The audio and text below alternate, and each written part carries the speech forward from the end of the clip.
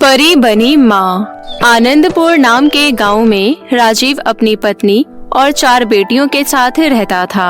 राजीव कारखाने में काम करके घर का गुजारा चलाता था। इसी तरह सब कुछ चल रहा होता है और एक दिन राजीव की पत्नी महिमा गर्भवती हो जाती है। राजीव अपनी पत्नी से कहता है, सुन महिमा, इस बार लड़का ही होना चाहिए। अगर फिर से लड़की हुई तो मैं उसे जंगल में छोड़ आऊंगा। ये आप कैसी बातें कर रहे हो? लड़का या लड़की पैदा करना मेरे हाथ में है क्या? ये सब तो ऊपर वाले की मर्जी से होता है। बकवास बंद कर। मैं क्या कोल्हू का बैल हूँ जो हमेशा काम करता रहूंगा? घर में एक अकेला मैं ही कमाने वाला हूँ और तुम सब खाने वाले हो। अगर एक और लड़की हुई तो मुझे उसे भी खिलाना पड़ेगा और फिर आगे चलकर सबकी शादी की चिंता। आखिरी बार बोल रहा हूँ, अगर लड़की हुई तो मैं उसे घर में बिल्कुल नहीं रहने दूंगा, समझी तू? इतना कहकर गुस्से से राजीव वहाँ से चला जाता है। इसी तरह 9 महीने बीत गए और महिमा को एक बच्चा होता है। राजीव खुशी खुशी महिमा के पास जाता है और बोलता है, मुझे बेटा हुआ है ना? महिमा कुछ नहीं बोलती है। तभी राजीव गुस्से में आ जाता है और बोलता है, मैं तेरे से कुछ पूछ रहा हूँ, सुनाई नहीं देता है क्या तुझे? मुझे जवाब दे। मुझे माफ करना, लेकिन इस बार भी बेटी हुई है। ये सुनकर राजीव आग बबूला हो जाता है और लड़की को उठाकर वहाँ से जाने लगता है। तभी महिमा रोते हुए कहती है, रुक जाइए, मेरे बच्चे को कहीं मत ले जाओ, मैं आपके पैर पड़ती हूँ, मेरे बच्चे को छोड़ दो। राजीव पर महिमा की बातों का कोई असर नहीं पड़ता है और वो छोटी सी बच्ची को जंगल में छोड़ आता है। पेड़ के नीचे छोटी बच्ची बहुत जोर जोर से रो रही होती है। तभी लावण्या नाम की परी वहाँ से गुजर रही होती है और उसकी नजर छोटी बच्ची पर जाती है। अरे कौन है वो हैवान जिसने अपनी फूल सी बच्ची को यहाँ छोड़ दिया? अगर मेरे से पहले यहाँ कोई जंगली जानवर आ जाता तो इस प्यारी सी बच्ची को खा जाता। मैं इसे इतने बड़े खतरे में नहीं छोड़ सकती हूँ, इसलिए मैं इसे अपने साथ परीलोक लेकर जाऊंगी। लेकिन एक काम करती हूँ, परीलोक ले जाने से पहले साथ वाले गांव के सभी लोगों से इसके माता पिता के बारे में पता लगाती हूँ। इतना बोलकर लावण्या परी छोटी बच्ची को अपने साथ लेकर साथ वाले गांव में जाती है और सभी से एक एक करके पूछती है, लेकिन किसी को भी छोटी बच्ची के माता पिता के बारे में कोई खबर नहीं होती। उसके बाद लावण्या परी छोटी बच्ची को अपने साथ लेकर परीलोक ले जाती है। लावण्या परी के हाथ में छोटी बच्ची देख रानी परी बोलती है, अरे लावण्या परी, तुम अपने साथ ये किस बच्ची को लेकर आई हो? कहीं ये तुम्हारी बच्ची तो नहीं है? तुम्हें पता है ना, परीलोक के कानून के हिसाब से कोई भी पृथ्वीलोक के किसी इंसान के साथ शादी नहीं कर सकता, फिर बच्चा तो दूर की बात है। अरे नहीं नहीं रानी परी, ये मेरी बच्ची नहीं है। मैं पृथ्वीलोक घूमने गई थी, तभी जंगल में एक पेड़ के नीचे मुझे ये बच्ची मिली। लगता है इसके माता पिता ने इस फूल सी बच्ची को वहाँ पर छोड़ दिया था। अगर मैं इस बच्ची को वहीं छोड़ आती तो इसे जंगली जानवर खा जाते, इसलिए मैं इसे अपने साथ परीलोक ले आई। तुम बहुत अच्छी हो लावण्या परी, लेकिन तुम इस बच्ची को परीलोक में नहीं रख सकती हो। तुम्हें तो पता ही है, परीलोक का वातावरण इंसानों के लिए बिल्कुल ठीक नहीं है। अगर तुमने इस बच्चे को ज्यादा देर तक यहाँ रखा तो इसकी जान भी जा सकती है। रानी परी, आप ही बताइए मैं क्या करूं? भला मैं इस बच्ची को किसके पास छोड़ सकती हूँ? तुम इसके माता पिता के बारे में पता लगाओ। रानी परी, मैंने पहले ही गांव में सबसे पूछ लिया है, लेकिन किसी को भी इसके माता पिता के बारे में कुछ नहीं पता। फिर एक काम करो, इसे किसी अनाथ आश्रम में छोड़ाओ। अनाथ आश्रम में इसकी अच्छे से देखभाल होगी। लावण्या परी छोटी बच्ची को अपने साथ लेकर पृथ्वीलोक पर आ जाती है और अपने मन में सोचती है, नहीं, मैं इस फूल सी बच्ची को किसी अनाथ आश्रम में नहीं छोड़ूंगी। इसके माता पिता कहीं नहीं मिले हैं, इसलिए इस बच्ची को मैं ही पालूंगी और इसकी अच्छे से देखभाल भी करूंगी। इतना बोलकर लावण्या परी एक मामूली औरत का रूप ले लेती है और उसी गांव में रहने लगती है। लावण्या बच्ची का नाम साइशा रखती है। लावण्या साइशा की हर ख्वाहिश पूरी करती थी और बहुत अच्छे से उसका पालन पोषण भी करती थी। इसी तरह कई साल बीत जाते हैं और साइशा एक बहुत बड़े स्कूल में पढ़ाई करने लगती है। उसी गांव में लावण्या परी की एक बहुत बड़ी दुश्मन रहती थी। वो दुश्मन और कोई नहीं बल्कि एक चुड़ैल थी। चुड़ैल अपनी जादुई शक्तियों से हर जगह लावण्या परी के बारे में पता लगाती थी, लेकिन उसे लावण्या परी कहीं नहीं मिल रही थी। मैं लावण्या परी को ढूंढ कर रहूंगी। इसने कई वर्षों पहले मेरी जादुई शक्तियों को विफल कर दिया था और मैंने उसी दिन सोच लिया था कि इसे नहीं छोड़ूंगी। इसी तरह चुड़ैल लावण्या परी को हर जगह ढूंढती है। तभी एक दिन लावण्या परी परीलोक से अपने दोस्तों से मिलकर आ रही होती है और पृथ्वीलोक पर आकर फिर से मामूली रूप ले लेती है और ये सब वही चुड़ैल देख लेती है।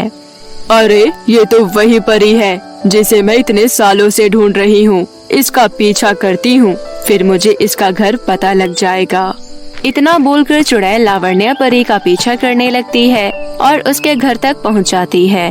लावण्या परी घर जाकर अपनी बेटी को कहती है, मेरी प्यारी बच्ची खेल रही है, देखो मैं आपके लिए कितनी सारी चॉकलेट लेकर आई हूँ। अरे वाह, ये चॉकलेट तो मुझे बहुत पसंद है। आप बहुत अच्छी हो माँ। बाहर खड़ी होकर चुड़ैल अपने मन में सोचती है, अच्छा तो ये परी यहाँ छुप कर बैठी है, लेकिन मेरी नजरों से भला कौन बच सकता है। मैं फिर से कल यहाँ आऊंगी। इतना बोलकर चुड़ैल अपने गुफा में वापस चली जाती है। अगले दिन लावण्या परी किसी काम से बाहर जाती है। तभी चुड़ैल लावण्या परी का रूप लेकर उसके घर के अंदर जाती है और उसकी बेटी से कहती है, चलो बेटा मेरे साथ बाहर चलो, मैं तुम्हें घुमा कर लाती हूँ। साइशा ये सुनकर बहुत खुश हो जाती है क्योंकि उसे बिल्कुल अंदाजा नहीं था कि वो चुड़ैल है जो उसकी माँ का रूप लेकर आई है। साइशा चुड़ैल के साथ बाहर चली जाती है और वो चुड़ैल साइशा को अपने साथ गुफा के अंदर लेकर जाती है। अपने गुफा में जाकर चुड़ैल अपने असली रूप में आ जाती है। साइशा चुड़ैल को अपने सामने देखकर डर जाती है और रोने लगती है। आप कौन हो? आप मुझे यहाँ लेकर क्यों आई हो? मेरी माँ कहाँ है? तू चिंता मत कर, अभी तुझे ढूंढते ढूंढते तेरी माँ भी यहाँ जरूर आएगी। उसके बाद मैं तुम दोनों माँ बेटी को मारकर खा जाऊंगी। वहीं दूसरी तरफ लावण्या परी अपने घर जाती है और अपनी बेटी साइशा को हर तरफ ढूंढने लगती है। साइशा देखो मम्मा आ गई। कहाँ हो बेटा आप? देखो आपके लिए खिलौने और चॉकलेट लेकर आई हूँ मैं। इस तरह से लावण्या परी साइशा को बहुत आवाज लगाती है, लेकिन साइशा उसे कहीं नहीं मिलती। तभी एक आदमी भागते हुए लावण्या के घर आता है और बोलता है, दीदी मैं जंगल में लकड़ियाँ काटने गया था, तभी मैंने साइशा को चुड़ैल के गुफा के अंदर जाते हुए देखा। ये सुन लावण्या परी को बहुत गुस्सा आता है और वो सबके सामने अपने असली रूप में आ जाती है और चुड़ैल की गुफा में जाती है। आ गई तू, मुझे तेरा ही इंतजार था। इस गुफा के अंदर तू मेरा कुछ नहीं बिगाड़ सकती है, यहाँ सिर्फ मेरी शक्तियाँ ही काम करती है। लावण्या परी चुड़ैल के ऊपर वार करती है, लेकिन वहाँ उसकी शक्तियाँ काम नहीं कर रही होती। चुड़ैल लावण्या परी को भी बंदी बना लेती है। देख चुड़ैल, तू मेरी बच्ची को छोड़ दे। अगर मेरी बच्ची को कुछ हुआ तो मैं तुझे जिंदा नहीं छोड़ूंगी। लावण्या परी अपनी दोनों आंखें बंद करके रानी परी को याद करती है। तभी रानी परी वहाँ आ जाती है। रानी परी अपनी जादुई छड़ी से चुड़ैल को जलाकर राख कर देती है और लावण्या परी को उसके चंगुल से छुड़ा देती है। उसके बाद दोनों माँ बेटी घर आ जाते हैं। तभी साइशा लावण्या परी से कहती है, मम्मी आप तो एक परी हो, फिर मैं आपकी बच्ची कैसे हो सकती हूँ? साइशा की बात सुनकर लावण्या परी उसे पहले की सारी बातें बताती है। ये सब सुनकर साइशा को बहुत दुख होता है, लेकिन फिर वो बोलती है, कोई बात नहीं, अगर मेरे माता पिता ने मुझे जंगल में छोड़ दिया तो अगर उस दिन वैसा नहीं होता तो मुझे आपकी तरह इतनी अच्छी माँ कैसी मिलती। जो होता है अच्छे के लिए होता है और मैं आपके साथ बहुत खुश हूँ। आप ही मेरी परी माँ हो और आपको छोड़कर मैं कभी कहीं नहीं जाऊंगी। उस दिन के बाद से सब कुछ ठीक हो जाता है और साइशा अपनी परी माँ के साथ हंसी खुशी रहने लगती है। महक का आज 18वां जन्मदिन है। सुबह से ही उसके घर में बहुत चहल पहल थी। उसके पिता किशन नदी से मछलियाँ पकड़कर आज घर जल्दी आ चुके थे। महक की माँ सुबह से ही तरह तरह के पकवान बनाने में लगी हुई थी। उसके माता पिता ने महक के सभी दोस्तों को भी घर बुला लिया था। इतनी चहल पहल के बीच महक काफी शांत थी। वो कुछ उदास थी। महक दिखने में अपने दोस्तों की जितनी सुंदर नहीं थी। आज शाम की पार्टी में मेरे सारे दोस्त आएंगे, सब बहुत तैयार होकर आएंगे, लेकिन मैं तो जितनी भी तैयार हो जाऊं, मैं कभी सुंदर नहीं लगती। ये सब उसकी माँ आशा सुन लेती है। वो महक को समझाती है, ऐसा नहीं कहते बेटी, मेरी बेटी जितना सुंदर यहाँ कोई नहीं है। आज के ही दिन इतने सुंदर राजकुमारी हमारी जिंदगी में आई थी। तुम हमारे लिए बहुत लकी हो बेटी, ऐसे दिल छोटा नहीं करते। अपनी माँ की बातें सुनकर महक वहाँ से चली जाती है। शाम हो जाती है। महक के सभी दोस्त महक की बर्थडे पार्टी में पहुँचते हैं। उसके दोस्त साक्षी महक से कहती है, वाह महक, तेरी मम्मी पापा ने तो तेरे बर्थडे की तैयारी बहुत धूमधाम से की है। बिल्कुल चमक दमक है चारों ओर। लेकिन तेरा चेहरा क्यों फीका पड़ा हुआ है? क्रीम नहीं लगाई क्या तूने आज? इतना सुनकर उसके सभी दोस्त हंसने लगते हैं। महक भी अपने दोस्तों के साथ मुस्कुरा देती है, लेकिन उसे इस बात का बहुत बुरा लगता है। अगले दिन सुबह महक सोकर उठती है तो वो अपनी माँ से कहती है, माँ, आपको मेरी जरा भी फिक्र नहीं है ना? ऐसा क्यों कह रही हो बेटी? क्या हुआ बेटी, कोई बुरा सपना देखा है क्या? आप दोनों मुझसे बिल्कुल प्यार नहीं करते। अगर मुझसे प्यार करते तो आपको पता होता कि मुझे क्या चाहिए। हाँ बेटी, बताओ तुम्हें क्या चाहिए? मुझे कोई ऐसी क्रीम दीजिए जिससे मैं भी बाकियों की तरह सुंदर दिख सकूं। महक की बातें सुनकर महक के माता पिता हैरान ही रह जाते हैं। हाँ बेटी, तू चिंता मत कर, मैं कल ही तेरे लिए शहर से महंगी और असरदार क्रीम मंगा लूंगा।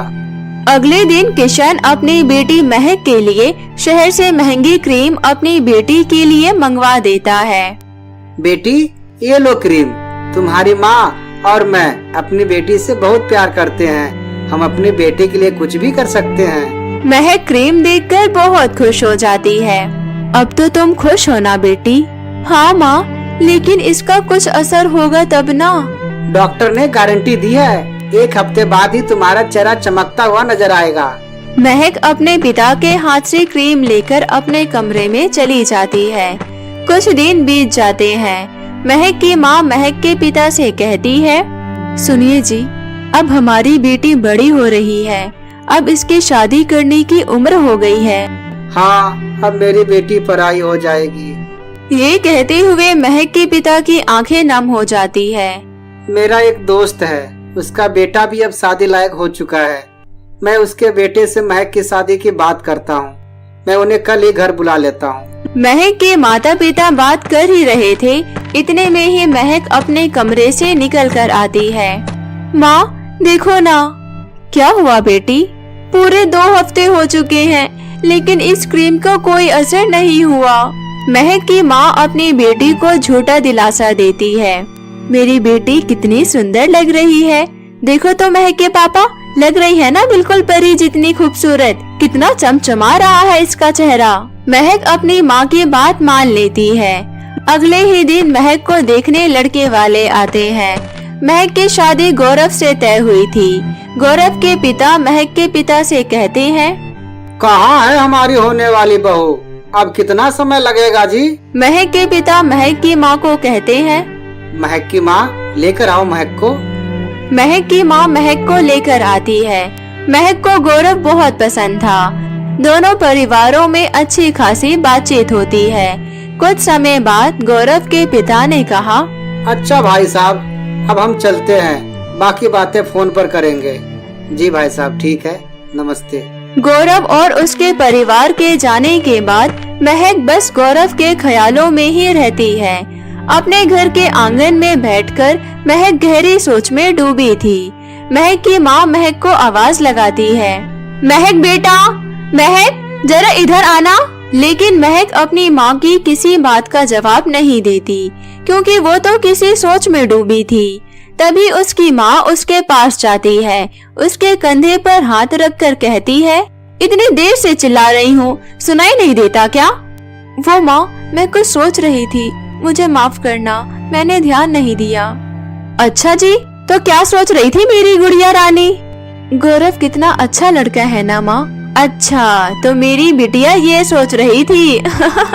दोनों माँ बेटी बात कर ही रही थी। इतने में ही महक के पिता किशन आवाज लगाते हैं, अरे महक की माँ, जल्दी इधर आओ, देखो किसका फोन आया है। दोनों माँ बेटी किशन के पास पहुँचते हैं। किशन गौरव से बात कर रहा था। हाँ बेटा, और सब बताओ, घर में सब ठीक है ना? जी अंकल, सब ठीक है। मैं बस इतना कहना चाहता था कि मैं आपकी बेटी से शादी नहीं कर सकता। शक्ल देखिए जरा अपनी बेटी की। अगर मैं उससे शादी करूंगा तो मेरे दोस्तों के बीच मेरी बेइज्जती हो जाएगी। इसलिए अंकल मुझे माफ करिए, मैं ये शादी नहीं कर सकता। इतना बोलकर फोन काट देता है। महक को ये सब सुनकर बहुत बुरा लगता है। वो फौरन अपने घर से निकल जाती है। महक की माँ महक से कहती है, रुक जा बेटी, कहाँ जा रही है? महक के पिता आशा को उसके पीछे जाने से रोक देता है। रुक जाओ आशा, थोड़ा समय अकेले बिताएगी तो उसे अच्छा लगेगा। महक नदी के किनारे जाकर बैठ जाती है और जोर जोर से रोने लगती है। क्या कोई मुझसे शादी नहीं करेगा? मैं बदसूरत हूँ, उसमें मेरी क्या गलती है? मेरी बदसूरती का संबंध मेरी भावनाओं से नहीं है। तभी उसे नदी में चमकती हुई कोई चीज नजर आती है। महक उसे देखकर हैरान हो जाती है। नदी में वो क्या है जो इतना चमक रहा है? महक उसे देखने के लिए नदी में तैरकर उस चमकती हुई चीज के पास चली जाती है। पानी में तैरते तैरते अचानक वो समतल जमीन पर आ जाती है। महक को कुछ समझ नहीं आ रहा था कि ये सब क्या हो रहा है। ये क्या? अभी तक तो मैं पानी में तैर रही थी, अचानक ये भूमि कहाँ से आ गई? और ये पेड़? वो पेड़ लिपस्टिक से भरा हुआ होता है। तभी वो पेड़ महक से कहता है, मैं हर एक इंसान को नजर नहीं आ सकता। तुम बहुत दुखी लगती हो, इसलिए मैं तुम्हें दिखाई दिया। तुम्हारे दुखों का निवारण है मेरे पास। वो कैसे? तुम चाहो तो मेरी एक लिपस्टिक ले सकती हो। लेकिन मैं लिपस्टिक का क्या करूंगी? मेरी तो सूरत ही अच्छी नहीं है। मैं लिपस्टिक लगाऊंगी तो मुझ पर लिपस्टिक भी अच्छी नहीं लगेगी। तुम चिंता क्यों करती हो बेटी? ये लिपस्टिक जादुई होगी। तुम इसे ले जाओ, तुम्हें सब समझ आ जाएगा। महक उस पेड़ के कहे अनुसार एक लिपस्टिक ले लेती है। पेड़ से लिपस्टिक उतारते ही वो नदी के किनारे पर पहुंच जाती है। ये कैसा जादू हुआ? महक को कुछ समझ नहीं आता और वो अपने घर चली जाती है। घर जाकर महक उस लिपस्टिक को लगाती है। लिपस्टिक लगाते ही वो एक सुंदर लड़की में बदल जाती है। उसका रंग गोरा हो गया था। उसका चेहरा बिल्कुल चांद की तरह चमचमा रहा था। लंबे घने बाल, भूरी भूरी आंखें, वो किसी अप्सरा से कम नहीं लग रही थी। खुद को देखकर वो इतनी हैरान हो जाती है कि उसे अपनी आंखों से देखकर भी यकीन नहीं होता। वो जोर जोर से अपनी माँ को आवाज देने लगती है, माँ, माँ, जल्दी इधर आओ। उसकी माँ और पिता दौड़ते हुए महक के पास आते हैं। क्या हुआ बेटी? देखिए ना पिताजी, मैं अचानक से इतनी सुंदर कैसे दिखने लगी? क्या मैं सपना देख रही हूँ? किशन और आशा अपनी बेटी को देखकर हैरान रह जाते हैं। नहीं, तुम ही हो, लेकिन ये कैसे हुआ? उसके बाद महक अपने माता पिता को सारी बात बताती है। ये सब सुनकर किशन कहता है, काफी सालों पहले मैंने सुना था कि नदी के बीचों बीच कोई पेड़ है। मैं एक मछुआरा हूँ।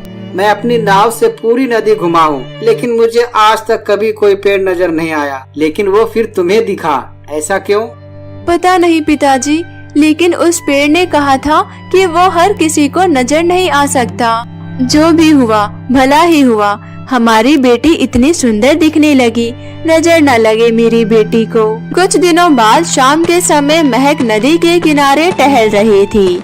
तभी उसकी मुलाकात अंशुमन से होती है।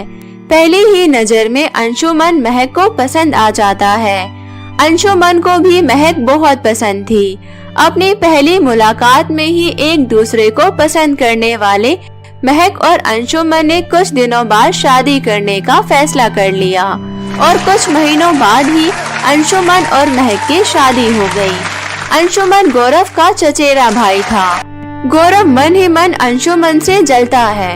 इससे तो मेरी शादी होने वाली थी ना, लेकिन कल तक ये तो बड़ी बदसूरत दिखती थी, आज इतनी सुंदर कैसे हो गई? उसके पीछे खड़ा अंशुमन ये सारी बातें सुन लेता है।